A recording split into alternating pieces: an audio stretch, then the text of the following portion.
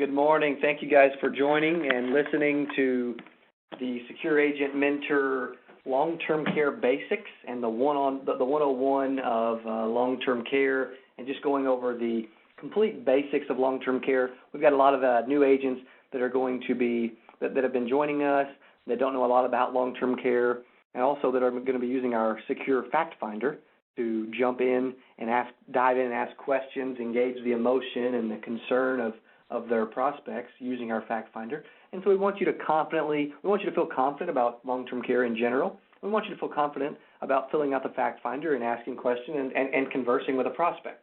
For the purpose of this, I'm Cody Askins. I'm your host with Secure Agent Mentor and SecureAgentMentor.com. I'm going to be going over the long-term care and a little bit of home health care as well to dive in and explain the basics of long-term care. And so to start, MetLife's one of the companies we represent. We represent over 140 different carriers, so we're going to use them. They got a pretty good PowerPoint presentation for this, so we're going to use them as we walk through this.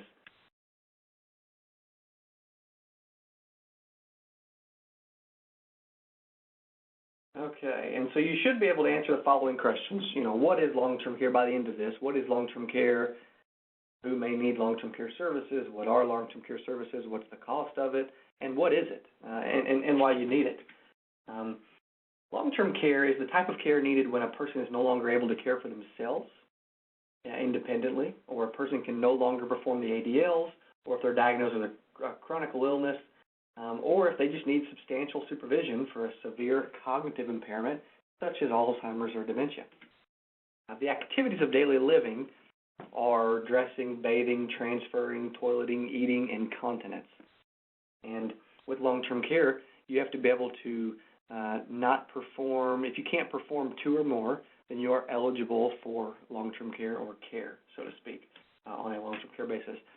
To be chronically ill is a person who needs substantial assistance from another individual because they need assistance with at least 2 of 6 activities of daily living, and are expected to need substantial assistance for at least 90 days due to a loss of functional capacity. Substantial assistance means either hands-on or standby assistance. An example of hands-on assistance is when a person needs physical help getting out of bed in the morning or needs someone to help them bathe. An example of standby assistance is when a person may need someone within arm's reach of him or her to prevent through physical intervention injury to the first individual when he or she is transferring from their bed or chair. So it's just an assistance. Substantial supervision means continual supervision by another person is necessary to protect you from threats to your health and safety. Who needs long-term care? Well, as people age or due to a life-changing event such as a stroke, the ability to live independently may change. Over 12 million Americans spend time caring for family members or friends who can no longer live or care for themselves on their own. Often a family member or friend steps in to assist the person with their activities of daily living, again, such as bathing, dressing, helping with everyday chores, preparing a meal, going to the bathroom, those kind of things. The longevity factor. Now, most of us don't realize this. The average life expectancy for people born in 1900 was only 46 for males and 48 for females. Well, there was a 60% increase in the average life expectancy for people born in the year 2000, 74 for males and 79 for females. This number continues to rise, and here in 2016, it is even higher as we're in the 80s, and we're seeing females live age 90 quite frequently. One of the reasons there's an increased need for long-term care services is that Americans are living longer. The longer we live, the more of a chance there is we will actually need care at some point in our life. Here in about 9 years, they're saying that the life expectancy for males is going to be 78 and females about 84. And then here in another 34 years, in 2050, it'll be 81 and almost 87. And so we are seeing that rise. We are seeing people live longer, which means more people are going to need care just because of the longevity of their life. Now, who needs it? Well, currently 44% of people who require some type of long-term care are between the ages of 18 and 64, which you wouldn't think. You would typically think the elderly or 65 and above. Well, an estimated 6.4 million people in the U.S. age 65 and over need long-term care. 1 in 2 people aged 85 and over require this type of care currently. Where are long-term care services provided? Well, most of the care is provided in the home by family members. Approximately 1 out of every 4 U.S. households provides care to a relative or friend age 50 or older. That's a pretty staggering statistic there. In addition to the home, long-term care services are provided in various facilities that assist people with long-term care, such as assisted living, residential care, or residential care for the elderly. In community settings, such as adult daycare or adult day health centers, hospice, home care, or nursing homes. And so we see we've seen care over several different types of facilities, even in our home over the last several years. Who provides long-term care services? Well, sometimes family members or friends, which is considered an informal type of care. It's not a formal care by a licensed professional. Also, home health aides and homemakers from a licensed home health care agency. Physical, occupational, speech, and respiratory therapists, certified nursing assistants, or nurses, RNs, LPNs, and LVNs. What could long-term care services cost? That's the magical question that we all wonder. As far as home health care goes, the average hourly rate for home health aides provided through a home care agency, and these statistics are a little older. This was back from 2003. It says 13 years later, so these statistics will be much higher today. $18.12 an hour. And at only 4 hours a day, 5 days a week, that is a total of almost $19,000 a year back then. Most people need more paid care, typically 8 hours a day, 5 days a week, almost $40,000 back in 2003. Also, what's nursing home care cost? Where the average daily rate for a private room in a nursing home, if you don't want to be sleeping beside someone, is $181 a day. The average daily rate for a semi-private room, if you're not as fortunate to live on your own in your own room, is $158 a day. A yearly cost for a semi-private room in a nursing home is almost $58,000. That's more than the average income in the United States. The average stay in a nursing home is 2.5 years. This does not include costs such as prescriptions, personal items, or physician's visits. What does it cost caregivers? Well, family members may be able to assist in informal, unpaid caregiving, but they do so at a cost. It takes time, it takes money. They're not allowed to. They can't work because they're helping working caregivers who go from full-time to part-time status or leave a job to perform caregiving responsibilities or take care of a loved one, experience an average lifetime total wealth loss of almost $660,000. This figure includes lost wages, Social Security, and pension benefits. Now, and who pays for long-term care services? It looks like about 23% pay out of pocket. About 45% are on Medicaid, which is a very high statistic. 14% through Medicare, 11% through private insurance, and another 7% through other ways. Well, for many people, the cost of long-term care services will be paid from their savings or by their family. Medicare only paid 14% of total long-term care services in the year 2000. Once all non-exempt assets are spent down, Medicaid may then pay the bulk of long-term care services. That's where spend down comes in. A large amount of informal long-term care services are provided by family members, the cost of which cannot be measured. Medicare was enacted by the federal government back in 1965. We spoke recently about our Medicare basics, and that was when Medicare was originally enacted, created, or put into force. In 1965, we did not have the longevity issue that we do now. People are living longer, need a different type of care. Medicare was not designed to cover long-term care services because there wasn't the need back then. Medicare still pays for care the same way it did for our grandparents. It has not changed, and it has changed very little since then. Medicare is a health insurance program for people ages 65 and over. Pays for skilled nursing care for up to 100 days, depending on if they have a Medicare supplement or not. It'll cover 100% for the first 20 days, and then only part after 20 days. 20 days 21 through 100. Medicare pays for skilled acute care or hospital care. Medicare paid 14% of national long-term care services in 2000. It also pays for limited custodial personal care in conjunction with skilled acute care. What is required for Medicare to pay for care in a skilled nursing facility? Something us agents do need to know. Well, we must receive skilled care, must be a Medicare-approved facility, must have a 3-day prior hospital stay within the prior 30 days.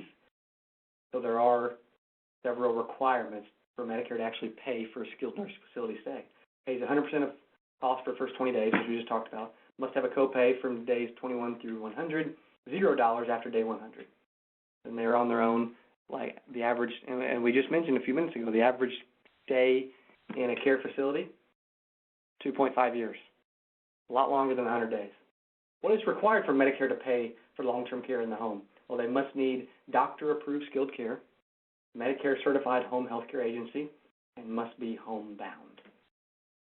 Medicaid is a welfare program to provide health care for the indigent. It is available to pay for the long-term care services once an individual has spent most of his or her accountable assets. Both the federal government and state government provide funding. Medicaid will pay for personal care, but primarily in a skilled nursing facility. And a lot of times we don't get to choose where we go either. They choose for us. Medicaid paid for 45% of long-term care services back in the year 2000. Available only if strict income and asset criteria have been met. If you either have nothing or have spent down and gave everything away, requires spending down accountable assets to meet minimum required, state-required minimums. I know it now it's $2,000 a couple or $1,000 per person of total assets. Now, they don't include a house and a car. You get to keep one house and one car. But the rest of that does count as part of actual spent-down assets. A person may be temporarily ineligible for benefits if he or she transfers assets within the last 5 years. There's that 5-year look back on Medicaid asset protection. Why do people purchase long-term care insurance? Long-term care illness can burden a family. We know both financially and emotionally. We know they want help to keep their families financially secure. They know they want to relive the family. They want to relieve the family of full caregiving responsibilities, and they want to be able to stay in their own homes as long as possible. Don't we all? I'd rather be in a nursing home or own my own home. It's an easy decision. Long-term care insurance helps preserve a person's savings and assets by providing benefits to help cover the cost. Also, long-term care insurance is designed to help pay the cost of covered long-term care services if a person needs them. It's not the same as medical insurance, Medicare, Medigap, or disability. It is very different. The long-term care insurance pays a maximum dollar amount calculated either as a daily or monthly benefit, which we will get into.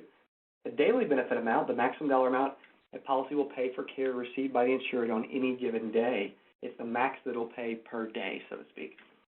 The insured can choose their daily benefit amount based on the cost of care in their area and or based on the percentage of coverage they want to self-insure. And that's for home health care may be different. The daily benefit amount for facility care depending on the plan chosen. And monthly benefit amount is calculated by taking the number of days in a given month times the daily benefit amount. A long-term care insurance policy can help cover the cost of long-term care services either by reimbursement type plans or on an indemnity or cash payment basis.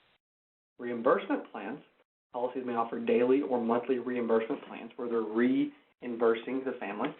The insured must receive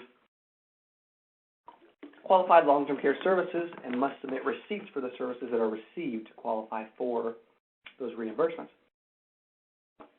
The long-term care insurance policy then reimburses the insured for the cost of these services up to the daily or monthly benefit amount in effect at the time of claim. Daily reimbursement pays up the chosen DBA computed on a daily basis for covered services the insured receives. For example, if the insured has a plan with a $100 daily benefit amount, he or she will be reimbursed up to $100 a day for those long-term care services. If the covered services on Monday cost $50, he or she will be reimbursed $50. If the covered services on Tuesday cost $150, the client will receive $100 because that's the maximum daily benefit amount. As far as monthly reimbursement, works the exact same way, except for it's on a monthly scale instead of a daily scale. So if an insured has a plan with a $100 daily benefit amount, he would be reimbursed for up to $3,100 a month. If they receive services for 20 days in a month at a cost of $150 a day, he or she will be reimbursed $3,000 when their max was $3,100. Or there's indemnity plans. These types of plans will pay the maximum daily benefit amount regardless of the cost of services on any given day. If you're having it down, it'll just reimburse you whatever that amount is. There's also cash payment plans. So this type of plan will pay the insured the maximum daily benefit amount without having to receive services or submitted bills. The benefit amount is usually calculated on a monthly basis. This type of plan allows the insured to use the benefit for any service, even informal care. A long-term care insurance policy will pay benefits up to the total lifetime benefit or for a pool of money. This is determined by choosing a daily benefit amount and a benefit period, which we will get into. The benefit period is however long it would last.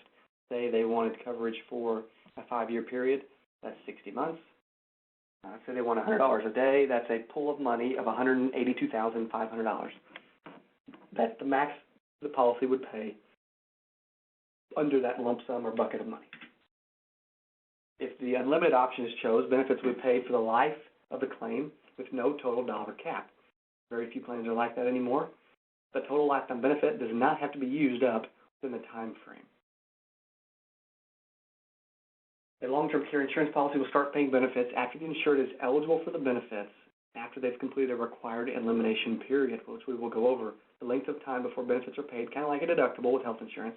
They have to meet so many days of care or so many days of calendar days before their policy actually kicks in and starts picking up that amount, which is called an elimination period. There's also the benefit period, which is unlimited option is chosen. Benefit will be paid. Oh, wrong way. A joint effort between states and private insurers to create an option to help individuals meet their long-term care needs without depleting all their countable assets. If an approved partnership LTCI policy is purchased and the benefits under that insurance coverage are exhausted, I'm going to stop right there and kind of break it down. Let's say they have a $200,000 bucket of money. If they exhaust their long-term care and they've used the entire $200,000 bucket of money for long-term care services, then they can spend down to Medicaid and protect $200,000 of that worth of assets is what that's showing. Not only is long-term care protecting in the event of needing care for nursing home, assisted living facility, or home health care, but it's also protecting assets by whatever amount of bucket of money you have. If you exhaust it, then you can continue to receive care on Medicaid and actually protect whatever you had in your bucket to start. You can protect that amount in assets. And so because it's partnership qualified and because inflation is included, inflation protection is included, there are plans that are partnership qualified with whatever state you're in. We have plans that are partnership qualified in the state of Missouri, and it is a very nice way to protect assets. We're also going to go over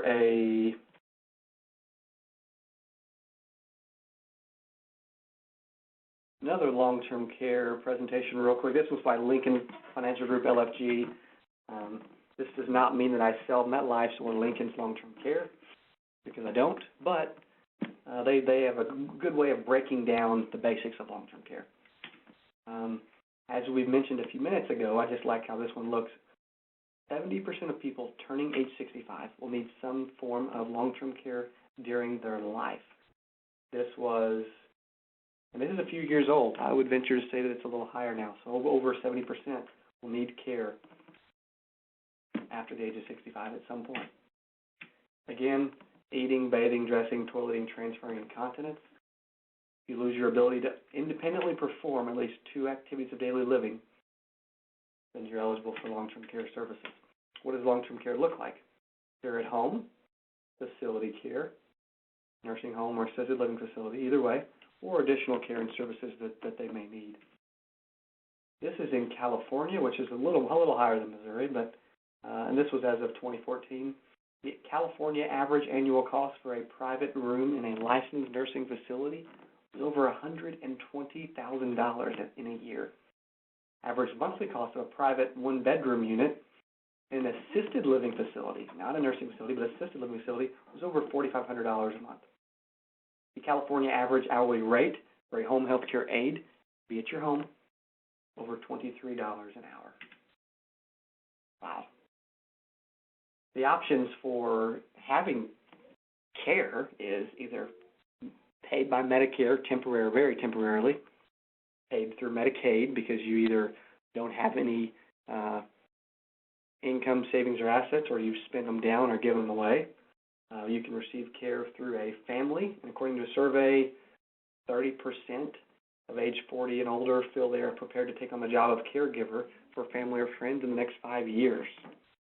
Or there's traditional long-term care insurance like we're talking about now, or there's hybrid plans with life and long-term care included, or there's even just strictly home health care plans now that are with Kemper is the one that we represent, and we will go over that shortly. Now, there's 3 different types of care services which we've talked about. You can receive it in a home, and that's home health care. You can receive it in a nursing home facility, or you can receive it in an assisted living facility, again, if you are unable to perform at least 2 or more of the activities of daily living. Now, before we dive into breaking down each part of running a long-term care proposal, I do want to give you some questions to think about, to ask during your next long-term care presentation, being Joe and Betty, who do you know that has needed care at home or at a nursing home? Notice I didn't say, do you know someone, because we all know someone that's needed care. Another question that you could possibly ask would be, how did this impact, and if they did know someone, which they typically do, how did this impact their family? How did it impact them emotionally? How did it impact them financially? And what concerns do you have regarding the risks and cost of extended care? Also, another question I like to ask is, when you need care, how will you pay for it? What's your plan there? And we just shut up and let them respond and let them talk about their feelings and how they feel about that. And I also like to ask them, is this something that you'd be okay, or would you want to put this responsibility on your family? Ways to judge their level of concern is how they feel about not burdening their family, how they feel about protecting assets, how they feel about the location and the quality of their care, and also how they feel about, would owning some type of policy not only do those other things, but would it give them peace of mind? So, okay, we are going to look at a proposal here by Genworth, which will allow us to walk through all of the different options that are associated with purchasing a long-term care. As I mentioned before, there's partnership qualified plans, which means that you're able to protect assets, and it's a way of protecting assets and still receiving care and spending down on Medicaid without having to give all your assets away, or without having to spend down. Obviously, we can run on male or females. With Genworth in particular, there's multiple types of underwriting classes. I typically never quote preferred best, preferred even rarely.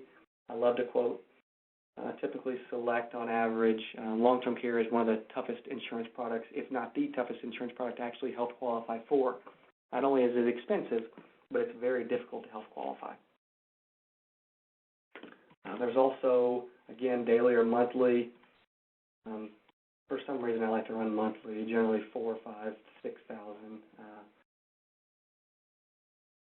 That's for the actual benefit amounts. There's also the benefit period, which we talked about, which is how long the policy will actually last, for how many years you can use that $4,000 a month. And if the average stays 2.5 years, generally we'll put around 3 or 4 years just to illustrate a pool of money of $144,000. I always make sure I include 100% for home care, 100% for assisted living benefit. Informal care benefit, that's where you can use it to pay for informal care from a family or friend, or for other types of informal care. I leave that up to the insured. I always like including 3% compound inflation, because as the cost of care rises, their pool of money will grow by 3% compounded every single year. As far as elimination period type, I always like calendar days, and typically 90 is an average.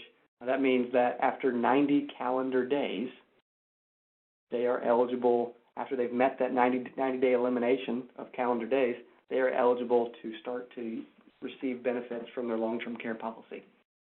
As far as the home health care elimination period, I always like to include this.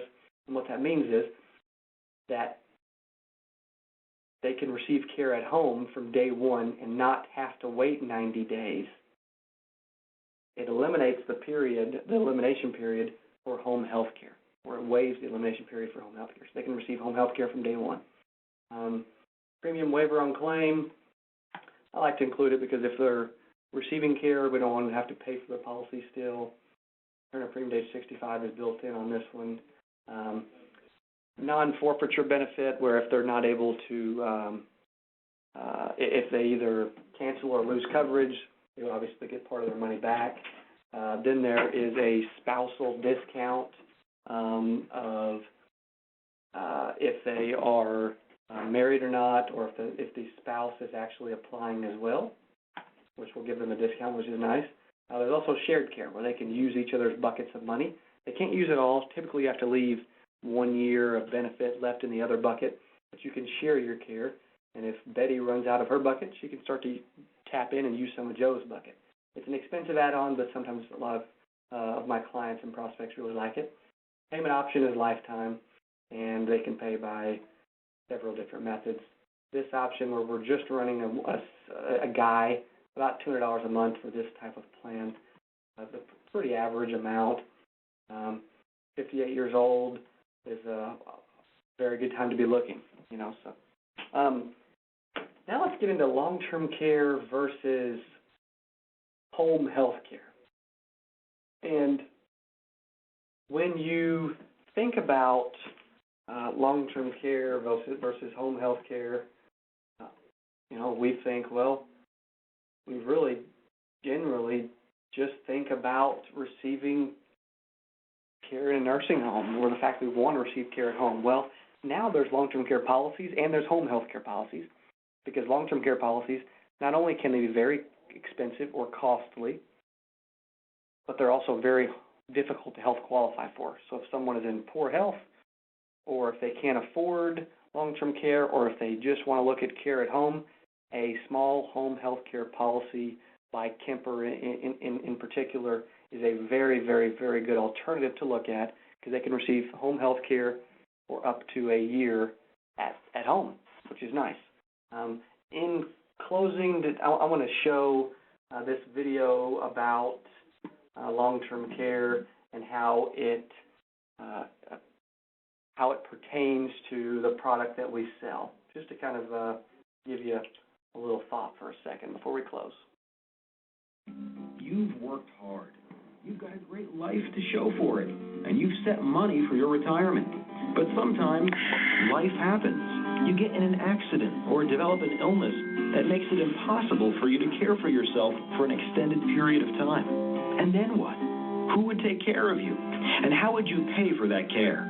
Wouldn't you like to know? You can, with long-term care insurance. Having long-term care insurance means that you can get the high-quality care you need in the setting of your choice, maintain your independence, and relieve the financial and caregiving burdens from your family. Most people don't realize that there's a 70% chance you will need some type of long-term care after 65, and it can be expensive. A home health aide costs around $20 per hour. That's like hiring a full-time employee at $42,000 a year. And a private nursing home can range from $80,000 to $100,000 a year. Unfortunately, many people think their health insurance or a government program will pay for that. But for the most part, That's just not true. Health insurance typically just pays for doctor and hospital bills. Medicare only covers short-term skilled nursing home care, and Medicaid only pays for your care if your assets are very limited. That means you'll most likely be paying for care from your savings or retirement fund, and that can go fast. Avoid this with long-term care insurance, which can help protect your retirement nest egg. And don't put it off. A good time to purchase long-term care insurance is when you're in your 40s or 50s, when premiums are affordable and your health is good. You may be able to buy long-term care insurance through your employer, an association or membership group. Or because everyone's needs are different, you can sit down with an agent to ensure you get a plan that works best for your needs and budget. You have dreams of living a full life. Don't risk spending your money on anything else. Life happens. That's why there's long-term care insurance. Learn more today at lifehappens.org. Okay. Well, hopefully this has been educational. Hopefully you've learned the basics of long-term care. Hopefully you feel confident to go out and meet some prospects and help others purchase long-term care insurance. As always, this is Cody Askins with Secure Agent Mentor and SecureAgentMentor.com. Thank you for joining. Have a fantastic week. And again, if I can ever be of assistance, please let me know. Thank you very much.